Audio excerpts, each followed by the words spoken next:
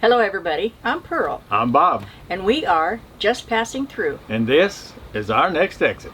Come and join us. And you would be joining us in Texas, Lake Conroe, Thousand Trails. Yes.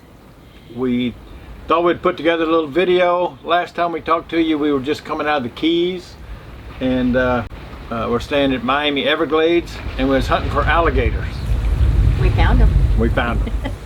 You hear we're in the middle of a tornado watch and a severe thunderstorm warning, so you may hear some wind. It's shaking the coach around pretty good. But we're gonna go. That's why we're doing the video today, because we can't go outside. It's too crazy. It's nasty out there.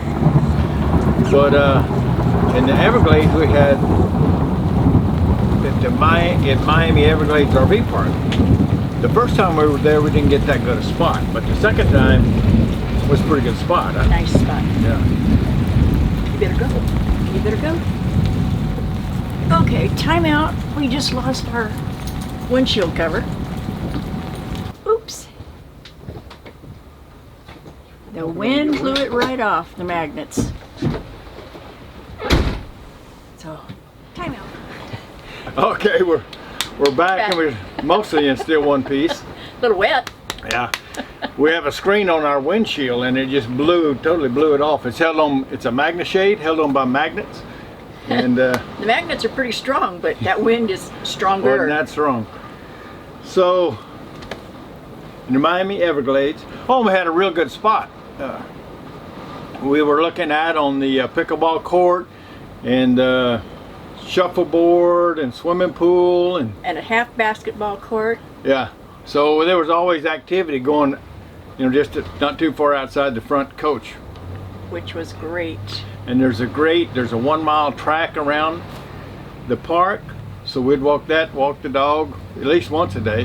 Right. And overall had a good time. We went to out to the Everglades, and they've got a park called Anhinga Trail. It's for I'm sure I'm pronouncing it wrong, but it's some kind of bird, Anhinga bird, and I think it's one of these. You'll see in the video. But it's a boardwalk, right? It was a trail that was made out of boardwalk, so you're walking over this river and the river's got water in it all year long, so the alligators are there all the time. A lot of the places dry up. We were there in March probably, the second time, and that was just the end of the dry season. So there was just a huge amount of alligators there. And I only brought my big camera with a long distance telephoto lens, because I thought the alligators would be all far away. But they weren't. They were real close. There was one right on the side of the boardwalk where you could actually touch it if you were brave enough. Or foolish enough, or Pearl was dancing with the idea, but luckily she never did. I never touched it. So she got a little bit of video with her iPhone, but that was one of our objectives, to try to find an alligator in the wild, meaning an alligator that nobody fed, that feeds itself. And we saw a dozen of them probably. Exactly. And a couple of them were probably 15, 16 foot long. They were big. No, not 15, 16, 5 or 6. No. The ones in the water weren't 15 or 16. Oh, yes, they were. Oh my goodness. Well, okay. So anyway, big alligators. She wasn't even raised in Texas. No. And we saw manatees, big manatees, and that was at Blue Springs or something like that. Remember that? I don't remember the name of it, but remember saw that. the big manatees and sand cranes. You had sand cranes there at one point. Three Flags. Yes, Three Flags. There's always big. These are like 3 foot, over 3 foot tall. They were pretty cool. And armadillos, I can't find the video, but we followed a big old armadillo going in a hole, and we were just a foot or two from it. We'd never been that close to an armadillo. Never. And turtles. Turtles was going in Orlando. Was that big turtles, foot in diameter? At least. It was pretty neat. Very big. And one of them was crossing the road as I was driving down the roadway, so we had to stop and wait for it to decide which way it wanted to go.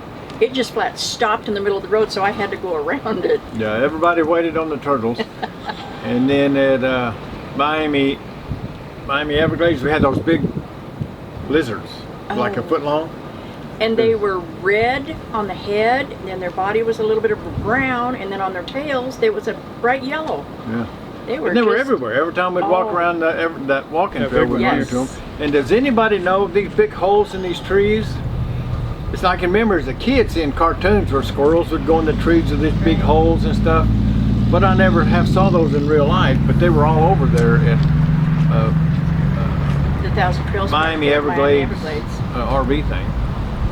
And I just don't know what kind they are. If you know what kind of trees these are, would you put a comment down there? And that must be the growing capital of the world. There was tree nurseries with tens of my thousands goodness. of palm trees and just every kind of tree, huge ones you can name of. It's just beautiful climate. It's made for The retiring and living. The nurseries down there were huge. They were acres upon acres upon acres of various different plants. It was just astonishing how Yeah. big these nurseries were. Yeah. We arrived in Florida December the 2nd of 2018. And we left April the 6th of this year. So we were there 123 days. A lot of days And that in was Florida. a lot of days in Florida. So definitely if you're thinking of the RV lifestyle, you need to make sure you've got Miami Everglades on your list. It was wonderful to go see. Yeah. And And the weather's great. We get a little bit of rain every now and then. yeah, that's true. But we've got rain everywhere we've been except Arizona and Nevada. But it was a good one. There's we talked about this a little bit, so I'm not going to go over too much, but there's 3,000 trails parks in Florida that we can stay at for free. And there's like 40 of the trails collection parks. And we stayed at 2 or 3 of those. We're going to spend the summer of 2019 up at Lake Tahoe and Oregon and Washington. Right. And so that's about a 4,000 mile run. And we've covered probably 1,000 miles of it, At this point. or more than that from the Keys. Right. But it's a pretty good hump. Then we've got 3 or 4 more days here. Then we're going to go up and visit some family and then head over to Albuquerque for a couple days. Yes. So when we left Miami Everglades, we headed up to Orlando Thousand Trails Resort. We're supposed to have met back up with Pat and Chris, but they were having RV trouble, so they couldn't make it. But luckily on the very same day, or not luckily, but coincidentally, a couple, John and Tammy, they had all been at that R Village rally. Pat and Chris and John and Tammy had. Well, John and Tammy sent us an email and said, hey, we're coming down to Orlando. You guys want to go eat? And we said, well, yeah, let's give it a shot. And we did. And they sent a picture, which that's always nice to kind of know who you're looking for. But we went and had dinner, and John's a professional photographer. He come over the next day and took a couple of pictures of us. And at first I thought, well, they're just going to be regular pictures. It'd be nice to have, but nothing, like we could probably do it with our camera too. But you forget what professional photographer compared to real photographer. We got a real neat picture. I've got it as my screensaver now on my computer and stuff. I've got quite fond of it. He definitely is a great photographer. Yes. There in Orlando, but there was a number of people. It seemed like every time we'd come back, within a day or two, we'd be running into some of the same folks. Yes. Eventually, we headed out of Orlando, we're going to go see our friend Steve Haley. That he and I went to high school and together, and we traveled together back in the 60s and 70s. But then he worked with us for years and number years. of years. And so he got to be friend. He even lived with us a couple times. Yes. As a roommate. Yes. We stopped to see his place. When in the monsoon, the water comes up all the way down in there. And they come up on the backyard? Does it overflow? Yeah, it came up to right in there. Unfortunately, it was raining very hard to hold. I took the drone and everything because they've got 6 acres and they're kind of setting up a little self-sustaining farm. In driving there, we spent the first night. We left Orlando. The first night we stayed in a Walmart. First Yes. time we stayed in a Walmart in quite a while. Long time. And we looked it up on Allstays app, and it says that they've got signs there saying no overnight parking, but people had asked, and the managers always say, yeah, it's okay. So I called them about an hour before they got there, and they said, yeah, no problem. People do it all the time. So even though they got the big old signs, we pulled in there. There was only us and 1 or 2 more RVs, but there was like 6 or 8 semis. Semis, yes. And but it wasn't too loud. It worked out great. And we stopped at a roadside park. A couple pulled up in a pickup truck and said, We "Hey, know you." we watch your channel." And I said, "Oh, did you just see me out there walking around?" Or she said, "No, we saw Pearl driving in, and we knew that was Pearl driving the RV." Unfortunately, there was a big divider, so they couldn't get their truck over to get to visit with Pearl, so she didn't get to say hi, and I didn't have my camera. But the super nice couple, they've got an RV, and they were going to their property. I guess they have a couple of pieces of property, and they were hitting that Hurricane Michael back last fall. And driving down the road, you could see big, huge highway signs blown over, trees blown over, big equipment picking up trees that had blown over and putting them in dump huge trucks. trees broken right in half. I just can't even imagine. No. And you'd see whole sections of land out there where the trees were just gone. Blown The top down. half are gone. And some of them completely blown over with these great big huge root balls Yeah. sticking So it out. must have been a big deal, a really big deal. Really big deal. Right.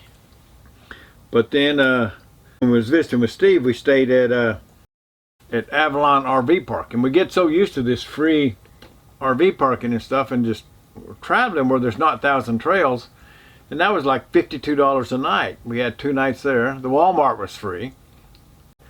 But then the next one, we have a membership in RPI, Resort Properties International, and so those are $10 a night. So we stayed one night, and I've seen these, but never stayed on them before. But Yogi Bear, Jellystone Parks, Right. so that was nice. RPI, if you don't have it, and I'll probably, I'll send you the data files. You can import these into your Google Maps.